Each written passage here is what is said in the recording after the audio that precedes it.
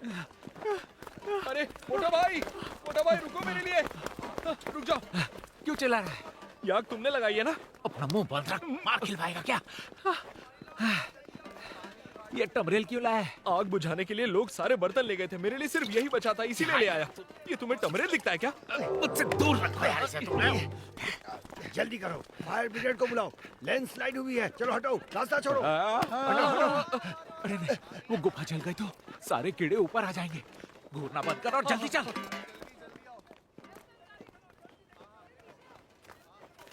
हाँ, चलो चलो चलो। रुको, तुम लोग यहाँ पर? हम कोई मदद कर सकते हैं क्या? गांव वाले गुफा का रास्ता खोल रहे हैं। तुम लोग ये जगह नहीं जानते हो, इसीलिए पानी लाने में मेरी मदद लेकिन करो। पानी लाने में बहुत वक्त लगेगा और ये जगह गांव से बहुत दूर है। इतने से पानी से आग नहीं बुझेगी, फायर ब्रिगेड बुलाना होगा। तुम टॉयलेट का बर्तन लेकर क्यों घूम रहे हो? ये पीने का पानी है। वहाँ आसपास कहीं पर पानी नहीं है, इसीलिए आग बुझ नहीं पा रही। इसीलिए वो एक फायर ब्रेक बना रहे हैं ताकि आग और ज्यादा कहीं नहीं फैले, बस वहीं तक सीमित रहे। हाँ, अगर तुमने पहले कभी आग नहीं बुझाई तो वहाँ से दूर ही रहना। हाँ, हमें वापस चलना चाहिए। मैं जाकर देख कर आती हूँ।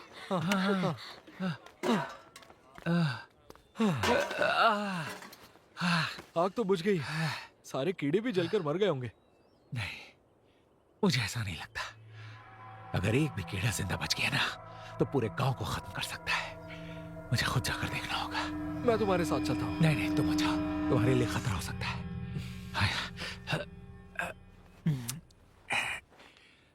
ये लो, वूजी को दे देना, कहना सरकार को सौंप देगा। हाँ? तुम्हारा फोन दो।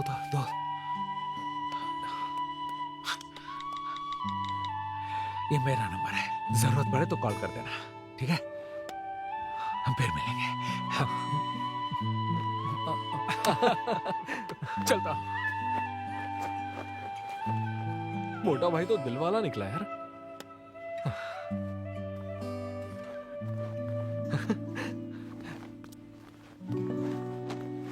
मुझे तुम उठ गए? तुम कहाँ गए थे? हम कब से तुम्हारा इंतजार कर अरे रहे हैं। आग बुझाने गया था। हाँ? गांव वालों की मदद करने गए थे। उम्मीद है उनका काम बढ़ाना दिया हो। चलो फटाफट बैग पैक करो, हम यहाँ से निकल रहे हैं। जल्दी करो। हम घर जा रहे हैं, क्या बात है। सुनो, ये बताओ, किसी को चोट तो नहीं लगी ना? चिंता मत करो, आग बुझ गई है, गुफा भी ढह गई है, कब्रों तक कोई नहीं पहुंच पाएगा। और मोटा भाई, वो भी तुम्हारे साथ ही गया था ना आग बुझाने? हाँ, गांव वालों की मदद करने के बाद वो अपना नंबर देकर चला गया। उसने मुझे यह हस्तलेख दिया है और तुम्हें इसे सरकार को सौंपने को कहा है। हाँ? रुको, पहले मुझे पढ़ने दो, इसमें लिखा क्या है। इस हस्तलेख के अलावा अब हमारे सामने बस सवालों का पहाड़ है। हाँ, ऐसा मत कहो, ये मत भूलो वूजी, तुमने वो कब्र खोजी है।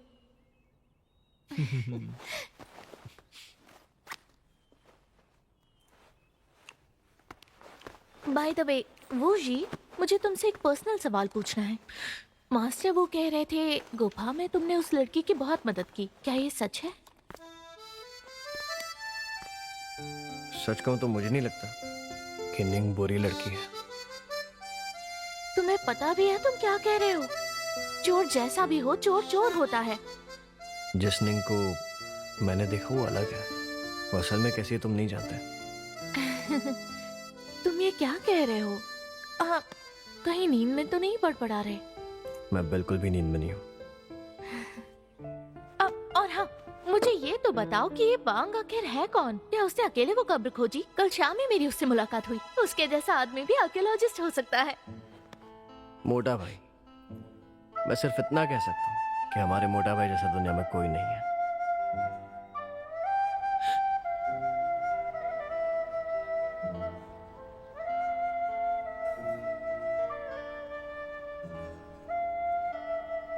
हाँ, क्या बात है, पहुंच गए। आखिरकार हम घर पहुंच गए। मैं बहुत थक गई हूँ। मैं तो सोने जा रहा हूँ, तुम दोनों प्लीज मुझे डिस्टर्ब मत करना, ठीक है। समझ गई ना? रुक जाओ, इसका मतलब मुझे भूखा सोना पड़ेगा क्या? ये लो सेब खा लो।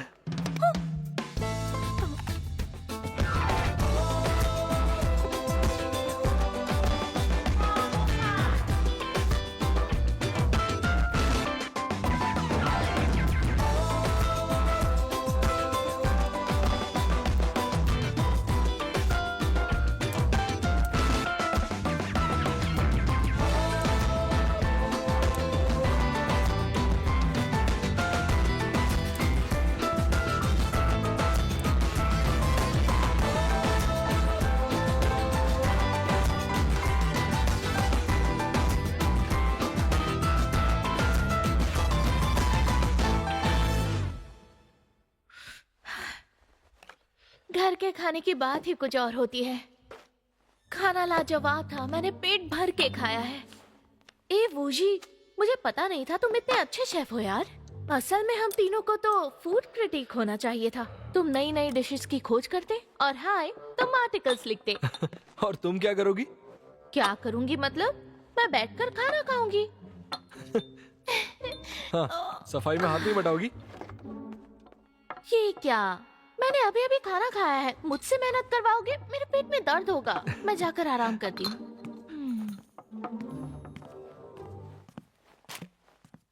मुझे अब तुम क्या सोच रहे हो?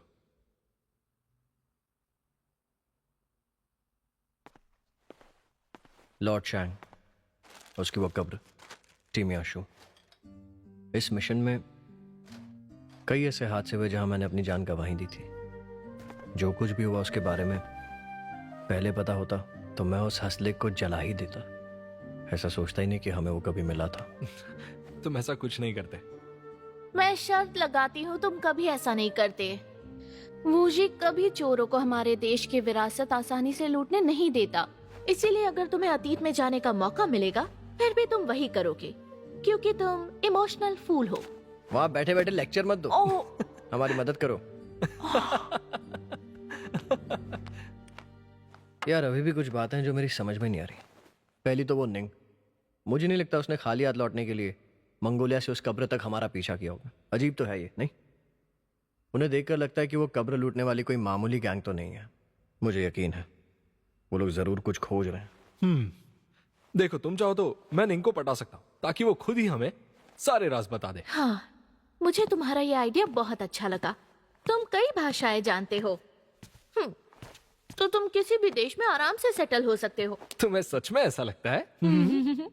लेकिन मुझे इन सबसे ज्यादा चिंता दूसरी बात की है। कहीं तुम्हें उस ब्रो को लेकर चिंता तो नहीं हो रही? तुम्हें नहीं लगता वो बंदा वाकई बहुत अजीबोगरीब है? उसे उस कब्र की सारी जानकारी थी, जैसे वो खुद भी पहले वहां जा चुका था। अगर वो इतना स्मार्ट है तो फिर कब्र ढूंढने में उसने तुम्हारे अंकल की मदद क्यों की? वो जी, मुझे लगता है उसे साथ रखना तुम्हारे और तुम्हारे अंकल के लिए खतरनाक साबित हो सकता है। तुम जितना हो सके उससे दूर रहना। उसने मेरी जान बचाई है। अगर वो नहीं होता ना तो आज मैं यहाँ तुम्हारे सामने नहीं होता। वो हमारा दुश्मन नहीं हो सकता। लेकिन क्या वो तुम्हें अपना दोस्त मानता है? ये तो अगली बार जब वो मिलेगा तब पूछेंगे। अगली बार? अगली बार से तुम्हारा क्या मतलब है? मुझे नहीं पता।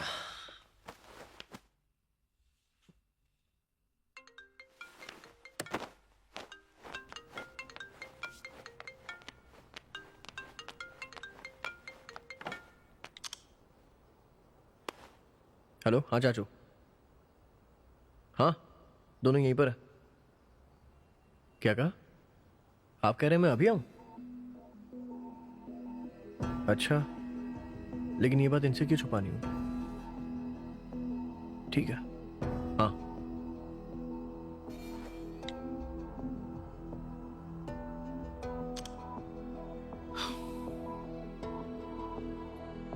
चैंग चैंग, तुम हमेशा कहती रहती हो ना तुम्हें वेस्ट लेक देखना है। अभी मौसम अच्छा होगा वहाँ, चलो वहाँ चलते हैं और लजीज खाने का लुत्फ उठाते हैं। क्या बात है! मैं सपना तो नहीं देख रही हूँ ना? यस!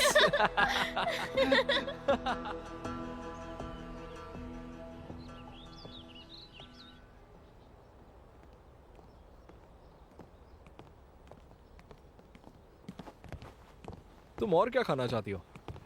मैं तुम्हारी गेस्ट हूँ, इसीलिए कंजूसी मत करो। मुझसे क्यों कह रही हो? हाँ। उसे भी कहो ना। ए वो जी, क्या सोच रहे हो? अब कहाँ चले? यार मैंने दरवाजा लॉक तो किया था ना। हाँ? मुझे कैसे पता होगा? लगता है बाहर निकलते वक्त मैं लॉक करना भूल गया हूँ यार। क्या कह रहे हो? मैं वापस जाकर देखता हूँ। तुम लोग तालाब के पास मेरा इंतजार करो, मैं चेक करके आता हूँ, ठीक है? जल्दी आना, हम वेस्ट लेक रेस्टोरेंट में इंतजार करेंगे। और तुम डबल चेक नहीं कर सकते थे? लेकिन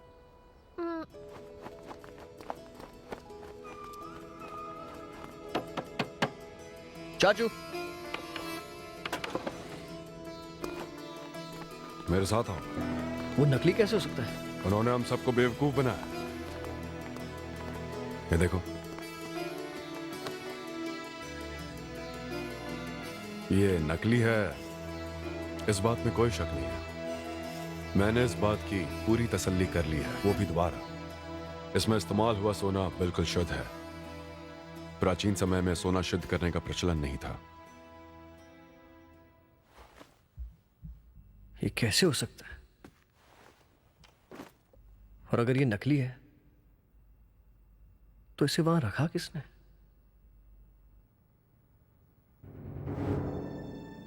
क्या वो ब्रो हो सकता है? मुझे पहले से उस पर शक था। ये ब्रो बीच बीच में अचानक गायब हो जाता था। लगता है वो हमसे पीछा छुड़ाना चाहता था ताकि उसे नकली लेख को कब्र में रखने का मौका मिले। हो सकता है कि हमसे अलग होने के बाद वो उस गुफा में अकेले गया होगा और लॉर्ड चैंग का ताबूत खोलकर उसने ये हस्तलेख वहां रख दिया होगा। क्या ये सच है? ऐसा हो तो नहीं सकता। वो ये सब अकेले कैसे कर सकता है चाचू? और उस पेड़ की गुफा खोलने के लिए चेन्स खींचनी पड़ती है। अगर किसी ने वो गुफा खोली होती तो हमें उसी वक्त पता चल जाता। उन ताबूतों के पीछे तुमने कुछ नोटिस किया? हो सकता है उसने पेड़ के पीछे से गड्ढा किया और ताबूत के पीछे ये हस्तलेख अंदर रख दिया हो। मैं तुम्हें दोष नहीं दूंगा। मैं इतने सालों से यही काम कर रहा हूं, फिर भी धोखा खा गया। मुझे लगता है ब्रो वाकई बहुत शातिर है। मुझे लगता था वो कब्रें लूटने वाले सेनापतियों का वंशज है, लेकिन अब लगता है उसके अतीत में और कई गहरे राज छिपे हैं। मतलब इस लेख में जो कहानी लिखी है वो नकली है? कहानी इतनी रोमांचक थी कि वो सच होना लगभग नामुमकिन था। लेकिन उस वक्त हम सब उस कब्र में फंसे हुए डरी सहमी हालत में थे, इसलिए हमने यकीन कर लिया। पर अब खामियां दिख रही है। तुम खुद सोचो, तुम सिर्फ आखिरी के 2 चैप्टर्स ही क्यों पढ़ पाए और बाकी की कहानी क्यों नहीं? क्योंकि वो यही चाहता था। अब वो पहाड़ ढहने के बाद उस कब्र में वापस लौटना हमारे लिए लगभग नामुमकिन सा है। सच क्या है हम ये कभी नहीं जान पाएंगे। ये राज सिर्फ उसके पास रहेगा। एक मिनट चाचू, आपको वो बक्सा याद है जो हमें गुफा में मिला था?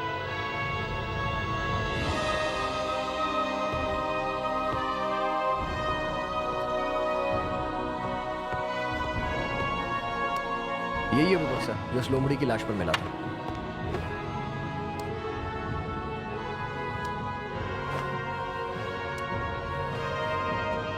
और ये वो चाबी जो उस लाश के मुंह से मिली थी। नहीं, रुको। ये चाबी बक्सा लॉक करने की है, उसे खोलने की नहीं। इसे लगाने से ट्रैप एक्टिव हो जाएगा। ओह,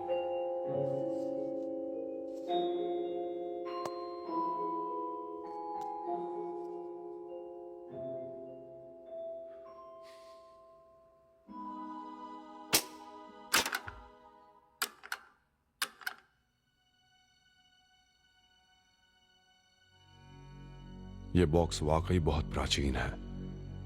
इसकी बनावट देखकर लगता है कि इसका 8 डिजिट कोड होगा। हम शायद चाहकर भी इसे ना खोल पाए। तो फिर इसे कैसे खोलें? मेरे पास वेल्डिंग टॉर्च है, हम उसकी मदद से खोल सकते हैं। हाँ,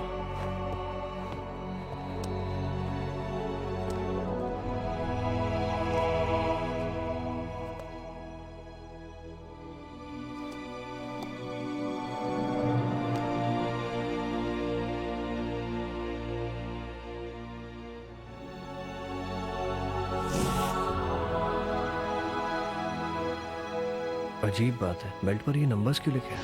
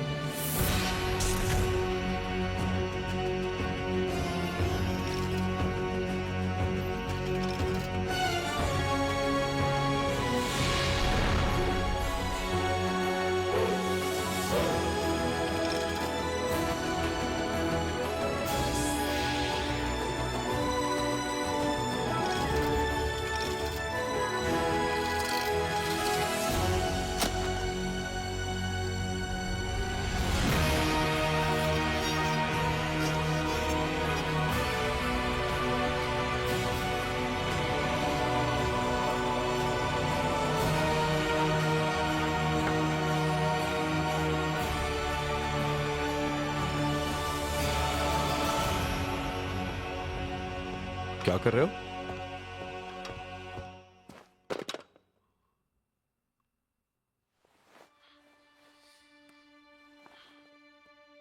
ये सांप से लिपटी मछली है।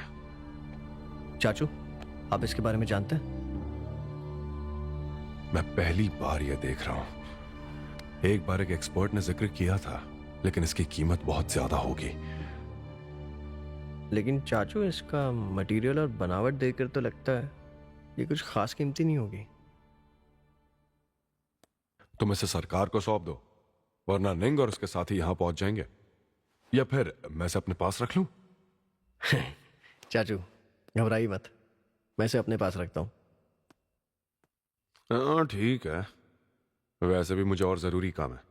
तब तक तुम चैंगशेंग और हाई के साथ शहर घूमो, थोड़ा एंजॉय करो, ठीक है?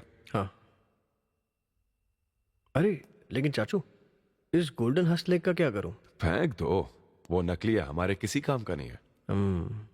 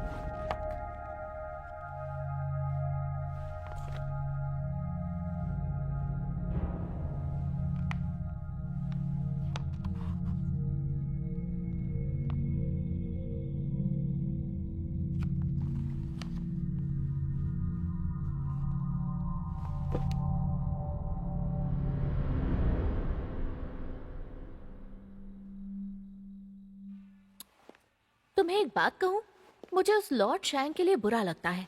उसने अपना प्यार पाने के लिए क्या कुछ नहीं किया, पर आखिर में उसके वफादार ने ही उसे धोखा दिया।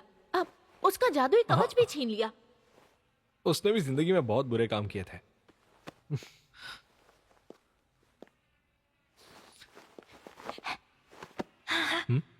सुनो ना, तुम्हें ये बात अजीब नहीं लगी कि हमारा वूजी कैसे उस चोर लड़की पर लट्टू हो गया था?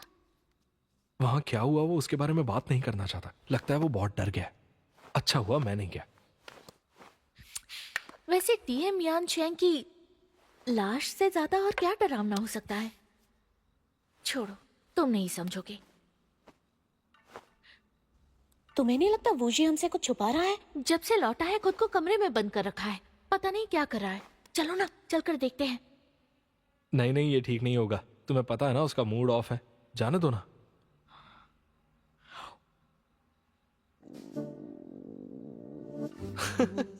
तुम्हें फिर से भूख लग रही है?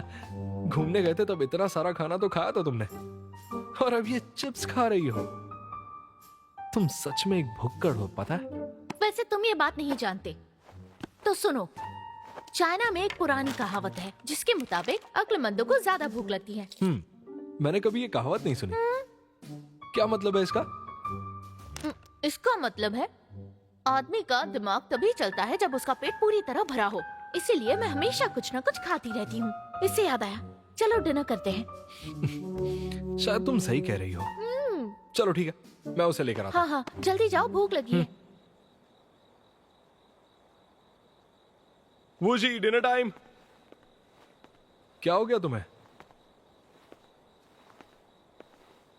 मुझे भूख नहीं है। क्या ये मछली उस बक्से से मिली है? इसे सांप से लिपटी तांबे की मछली कहते हैं।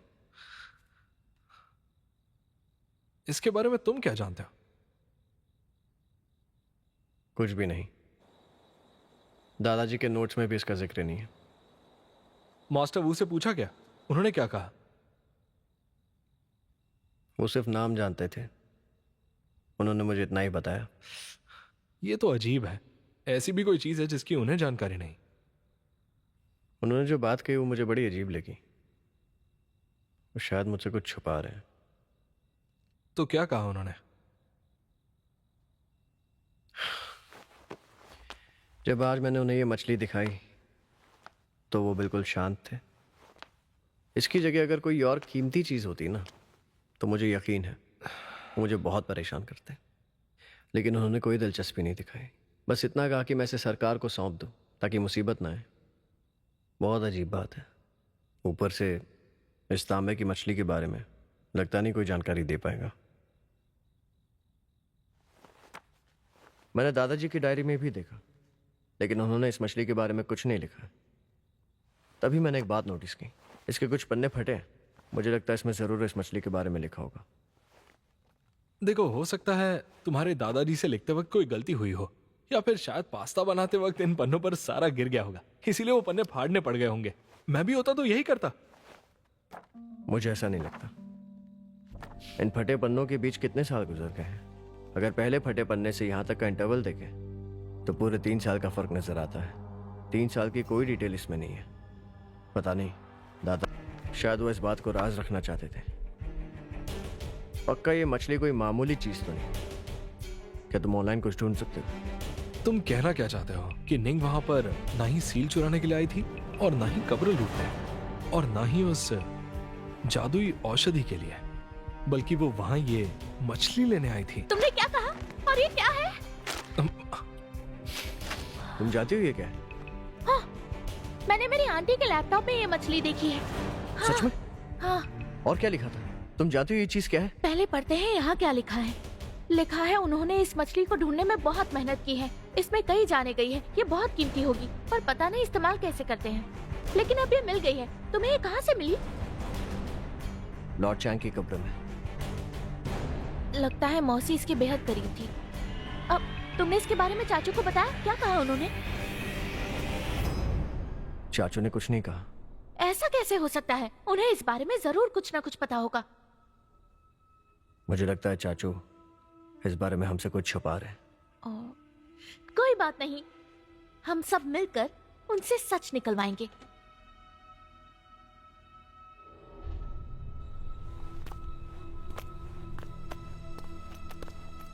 हाँ, अंकल आइए।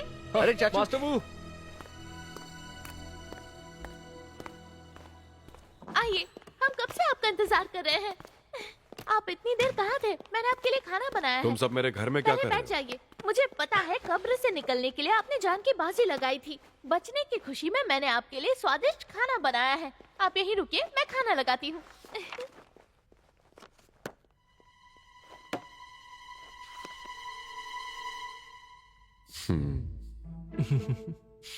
क्या चाहिए तुम्हें? कुछ भी तो नहीं। तुम्हें? हाँ, खाना खाते। अच्छा, खाना। चलो खाना तैयार है। मुझे देखिए बहुत भूख लग रही है। देखिए मैंने क्या बनाया है। ये लीजिए चाचू। अच्छा है ना? बढ़िया खुशबू चाचू। है। थोड़ी वाइन पीजिए। देखिए ये लो, तुम भी लो। ये लीजिए। रुको,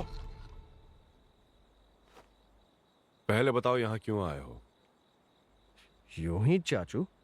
ओए, तुम बताओ, तुम्हें कुछ चाहिए? बिल्कुल नहीं। और तुम्हें? ये तो एक दावत है। हाँ, ये बस एक दावत है चाचू। हाँ अंकल। लीजिए लीजिए ना। आप लोगों ने डरा ही दिया। शुरू करो। नाटक बंद करो और बताओ क्या बात है। जल्दी बोलो। चाचू, हम कुछ नहीं छुपा रहे हैं। हम बस साथ खाना खाना चाहते हैं। क्यों, सही कह रहा हूँ ना मैं? हाँ सही कहा। अब खाइए ना चाचू। आप खाना एंजॉय कीजिए अंकल बू। अंकल ये लेग पीस ट्राई कीजिए। एक मिनट, रुको रुको रुको रुको रुको। मैं अच्छे से जानता हूं तुम लोग ये सब क्यों कर रहे हो। तुम्हारे चेहरे पर साफ दिख रहा है मुझे। तुम लोग उस मछली के बारे में जानना चाहते हो ना? इसका मतलब आप पहले से जानते थे कि हम तीनों क्या चाहते हैं, और आप भी हमें ये बताने के लिए बेताब हैं कि ये काम कैसे करती है ना?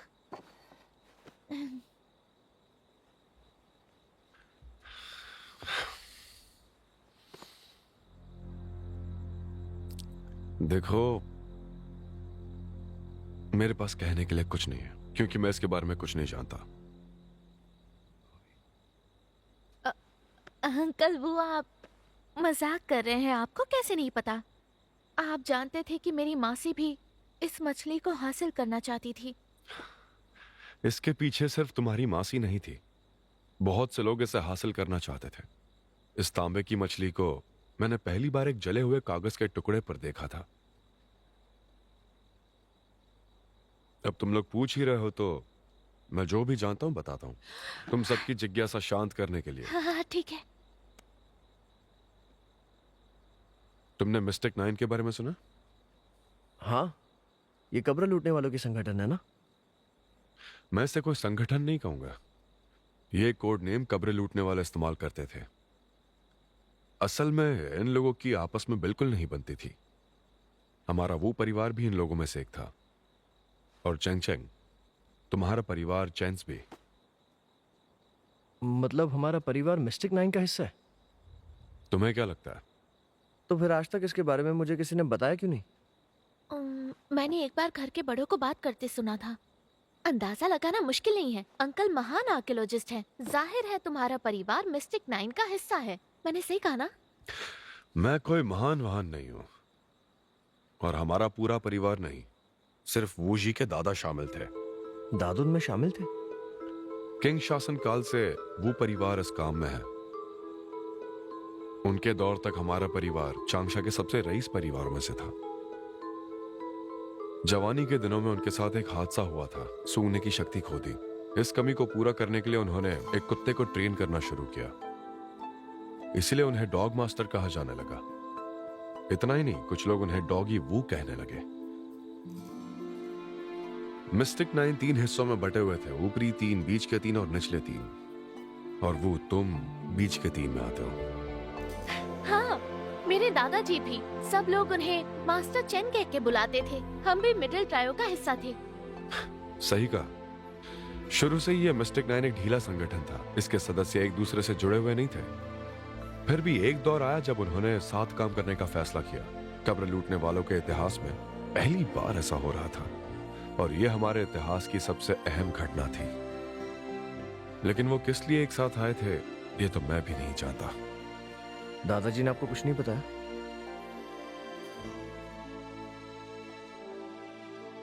एक बार जब मैं छोटा था, बाबा ने अचानक कहीं जाने का फैसला लिया। फिर मैंने उनसे पूछा कि आप कहां जा रहे हैं। उन्होंने कहा वो 2-3 महीनों में लौट आएंगे, लेकिन असल में वो 3 साल गायब थे।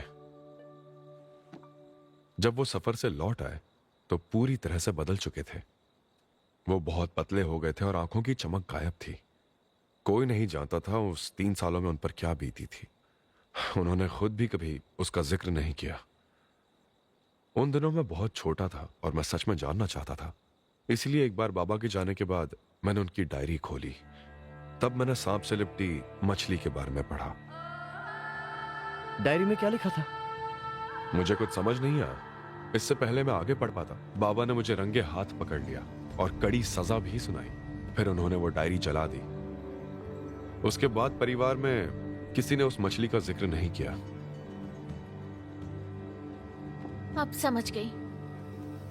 शायद इसीलिए मेरे घर वालों ने कभी इसका जिक्र नहीं किया, और इसीलिए मैं इस जवाब का पीछा करते हुए यहाँ तक आई। जवानी में मैं भी तुम लोगों की तरह था। मुझे बात जानने की बहुत जिज्ञासा थी, इसलिए मैंने खुद इस मामले की छानबीन शुरू कर दी, लेकिन कुछ हाथ नहीं लगा। कहते हैं मिस्टिक 9 के 3 साल चले इस मिशन में वो लोग पूरी तरह बर्बाद हो गए। उसके बाद मेरे बाबा ने यह कहा कि अब से कोई भी कब्र नहीं खोजेगा। हाँ, हमारे घर में भी ऐसा ही हुआ। उस हादसे से मेरा परिवार आज भी उभर नहीं पाया। वो मछली यकीनन इस अभियान का अहम सुराग थी, लेकिन इसका इस्तेमाल कैसे करना है ये मैं आज भी नहीं जानता। अगर आपने ये हार मान लिया अंकल, तो फिर हम क्या कर सकते हैं? इसका राज मिस्टिक 9 के आखिरी सदस्य परिवार के पास है, और उनकी लीडर है हुओ परिवार की तीसरी बेटी, जिसे सब मैडम हुओ कहते हैं। मैंने सुना है कब्र लूटने का काम छोड़ने के बाद उन्होंने बीजिंग में एंटीक्स का काम शुरू किया। तो फिर अब हमें बीजिंग जाने की तैयारी करनी चाहिए। वहां क्यों जाना है? उस मैडम हु से मिलने के लिए। वोशी, तुम वाकई बहुत भोले हो। तुम्हें पता भी है वो औरत है कौन। तुम्हें लगता है तुम जाओगे और वो तुम्हें मिल लेगी, और मिल भी ली तो क्या होगा? क्या वो तुम्हें राज बताएगी? अरे क्या पता, कर ले, कोशिश करने में क्या हर्ज है। मैंने तुम्हें ये सब इसलिए बताया था ताकि तुम उस मछली का ख्याल दिल से निकाल दो, ठीक है? लेकिन चाचू, बस बहुत हुआ, मुझे और कोई बात नहीं करनी।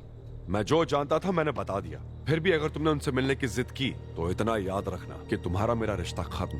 मुझे अपनी शक्ल मत दिखाना। अरे चाचू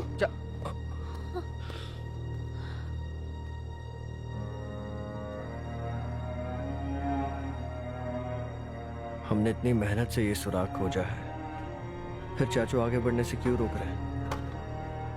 मुझे लगता है अंकल सीरियस बात कर रहे थे। शायद हमें उस मछली को भूल जाना चाहिए। तुम्हें क्या लगता है? अफसोस की बात है, अंकल ने हमें सख्त हिदायत दी है कि हमें इस मामले से दूर रहना है। तो अब हम क्या करें?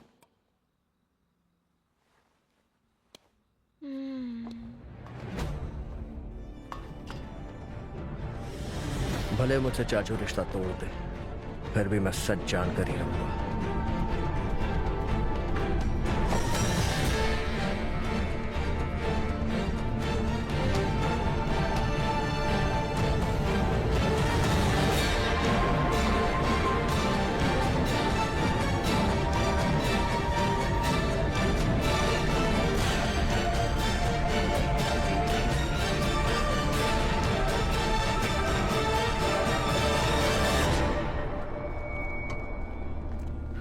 ओह, तो ये है वो मशहूर पंजिया युआन मार्केट। तुम पहले यहाँ कभी नहीं आए? नहीं, कभी नहीं आया। तुम लोग आगे जाओ ना, मैं बस अभी आया। अब तुम अपना ख्याल रखना। तुम्हें पता है ये हाँ। पूरी चाइना का सबसे बड़ा एंटीक मार्केट है। यहाँ का सामान तो देखो, असली है या नकली है बताना मुश्किल है। एक्सपर्ट्स भी धोखा खा सकते हैं।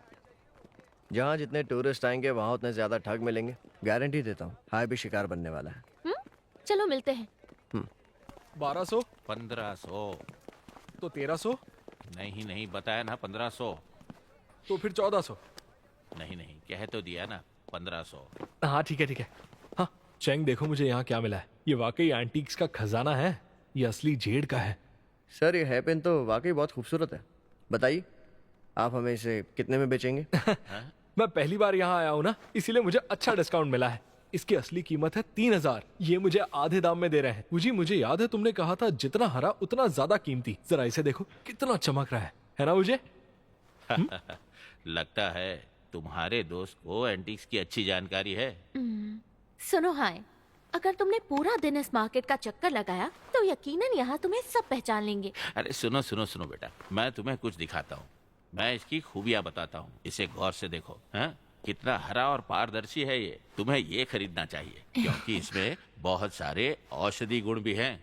इसे पहनकर तो तुम खिल उठोगी। सच कह रहा हूँ, लड़के तुम पर लट्टू हो जाएंगे। हाँ। आपका शुक्रिया। ये हेयर पिन कारीगरी Thank you का so much. खूबसूरत नमूना है, लेकिन इसकी क्वालिटी खास नहीं है। इसे हाथ में तौलते ही पता चल जाएगा। और ये वाकई किंग दौर का है या नहीं, ये तो आप हमसे बेहतर जानते हैं। ये क्या कह रहे हो? मतलब ये मुझे बेवकूफ बना रहे थे? तो अब जाकर तुम्हें ये बात समझ आ रही है क्या? फिर भी मुझे लगता है ये हेयर पिन बहुत खूबसूरत है। मुझे लगता है ये सस्ते में मिल रहा है। ये जेड की ही बनी है। अगर तुम्हें पसंद आ रहा है तो तुम इसे खरीद सकते हो। बस दाम सही होना चाहिए अंकल। अब सही दाम लगाइए। बड़े तेज और होशियार हो। अगर लेना ही चाहते हो तो ठीक है, तो मैं इसे तुम्हें 150 में दे दूंगा। आखिर मुझे भी तो 2 पैसे मिलने चाहिए। क्या है ना, मेरा भी लंबा चौड़ा परिवार है। 3000 से सीधा 150? क्या बात है।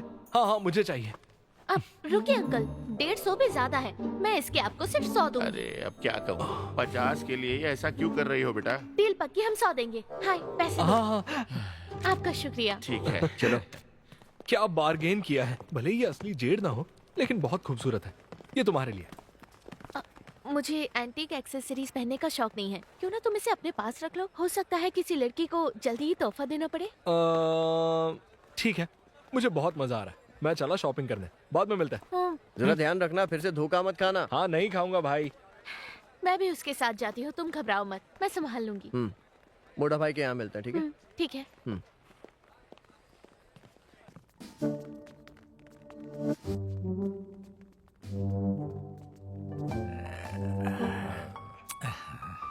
देखिए, गौर से देखिए, ये वाकई असली पीस है, ऐसा दूसरा नहीं मिलेगा।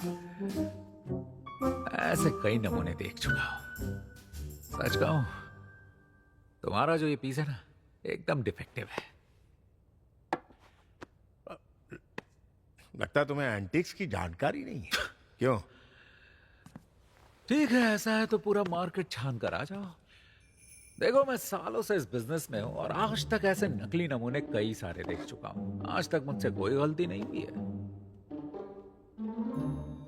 फिर से एक बार सोच लो। हाँ, एक बार मैं यहां से चला गया ना, तो दोबारा ऐसा मौका नहीं मिलेगा। जाओ भाई, मैंने सोच लिया।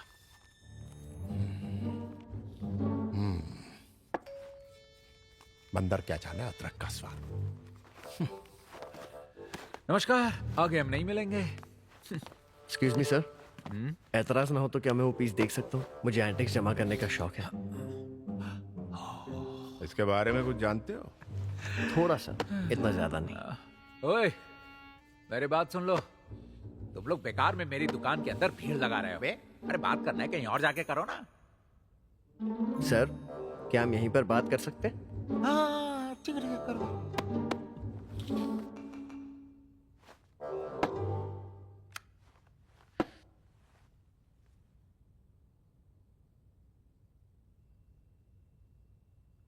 अरे वाह, क्या बात है। अरे क्यों बकवास कर रहे हो? मैंने कहा ना डिफेक्टिव पीस है। अच्छा सर, लगता है इस बार आपसे गलती हो गई है। ये पीस डिफेक्टिव नहीं है, बल्कि शैंग राज घराने का वाइन ग्लास है और इसकी कंडीशन काफ़ी अच्छी है। फ्लैट बेस और सीधा खड़ा है, लेकिन आपको थोड़ी देर हो गई। ये शैंग शासनकाल के आखिरी दौर का है। अच्छा, इस पर बना पैटर्न देखिए। देख कर लगता है ये जूमॉर्फिक मोटिफ ब्रॉन्ज के वाइन ग्लासेस में से एक है, जो 1965 में एनोई स्टेट फिजी जिले के यगवान में मिले थे। मगर क्या बेटा? मगर बात यह है कि इस कप में जूमॉर्फिक टाइप के पिलर्स नहीं दिखाई दे रहे। देख लिया ना, मैंने क्या कहा था। ये तो मैं जानता हूं कि ये शैंग शासन काल का वाइन ग्लास है, लेकिन इसमें कुछ खामियां हैं, इसीलिए मैंने कहा था कि ये डिफेक्टिव पीस है, समझे? सही कहा ना? ऐसा जरूरी नहीं। अगर ये चीज वाकई डिफेक्टिव है तो कहीं से टूटा तो होगा, लेकिन इस पीस में ऐसा कुछ नहीं है। इसका मतलब है कि ये चीज असली है। तो सर, आप इसकी क्या कीमत लगाओगे? पूरे 3 लाख। सिर्फ 3 लाख? ये रकम ज्यादा नहीं है। सच कहूं तो इससे पहले ऐसी चीज बाजार में नहीं आई थी, इसलिए हो सकता है इसके लिए बड़ी बोली लग सकती है। बदकिस्मती से इस वक्त मेरे पास इतने पैसे नहीं है। एक काम करते हैं, नहीं मुझे दीजिए। अब आप इसे बेचने के लिए इतनी दूर से मेरे पास आए हैं, तो मैं आपको खाली हाथ कैसे भेजूं? ठीक है, मैं इसकी पूरी कीमत चुका देता हूँ। 3 लाख देना है ना? मैंने इसके साथ सौदा कर लिया है।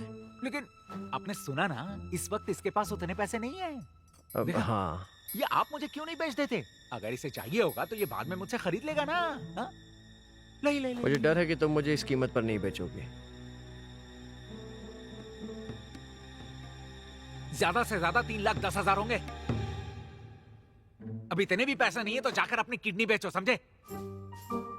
ठीक है, मैं यही करूंगा। किडनी बेचोगे? हाँ, चलो उठो, चलो। अब ये नाटक मत करो, 3 लाख बहुत ज्यादा है। चुप रहो, मुझ पर भरोसा है ना?